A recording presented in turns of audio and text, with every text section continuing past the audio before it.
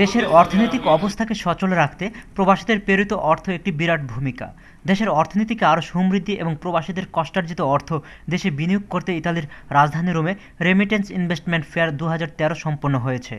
বাংলাদেশ ব্যাংকের আয়োজনে এবং first security bank, Janata bank, Agrani bank, Rupali bank, mercantile bank, Pubali bank, BRAC bank, national bank, city bank ও NCC bank সহ 10টি ব্যাংকের সৌজন্যে এই ইনভেস্টমেন্ট ফেয়ার সম্পন্ন হয়। রোমের প্রাণকেন্দ্র পিয়াচ্চা ভিত্তুরিয়াস্থ রেডিসন ব্লু অডিটোরিয়ামে অনুষ্ঠিত অনুষ্ঠানে সভাপতিত্ব করেন ফার্স্ট সিকিউরিটি ব্যাংকের ডিএমডি আব্দুল কুদ্দুস এবং ইভেন্ট ম্যানেজার টিপু বিশ্বাসের পরিচালনায় প্রধান অতিথি ছিলেন বাংলাদেশ দূতাবাসের রাষ্ট্রদূত মোহাম্মদ শাহাদাত হোসেন।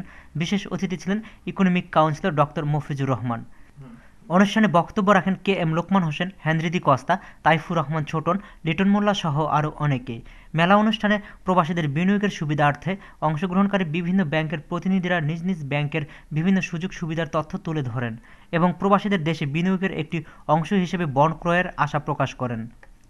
মেলায় বক্তারা বলেন, প্রবাসীদের অর্থ দেশের জন্য একটি বড় খুঁটি। এই খুঁটি যেন নষ্ট না হয় সেজন্য হুন্ডি থেকে সকল প্রবাসীকে দূরে থাকার আহ্বান জানান। বক্তারা আরও বলেন, বিশ্বের উন্নত দেশগুলো আজ অর্থনৈতিক সমস্যায় নিমজ্জিত, কিন্তু প্রবাসী বাংলাদেশিদের প্রেরিত রেমিটেন্সের কারণে বাংলাদেশের মতো একটি দেশে অর্থনৈতিক অবস্থার উপর কোনো প্রভাব পড়েনি। মেলায় অনেকেই বন্ড ক্রয় করে এবং তারা মনে করছেন এ ধরনের আয়োজন দেশের অর্থনৈতিক অবস্থাকে যেমন সচল রাখবে তেমনি বিনিয়োগকারীরাও লাভবান হবে। এই আয়োজনে লিড স্পন্সর ছিল ফার্স্ট সিকিউরিটি ইসলামী ব্যাংক। প্রবাস থেকে অর্থ প্রেরণে যারা বড় রকমের ভূমিকা রাখছে তাদের অনেককেই ইতালিস্থ বিভিন্ন এক্সচেঞ্জ কোম্পানি অ্যাওয়ার্ড প্রদান করে। পরে স্থানীয় নৃত্য ও সঙ্গীত শিল্পীরা দেশের গান পরিবেশন করে।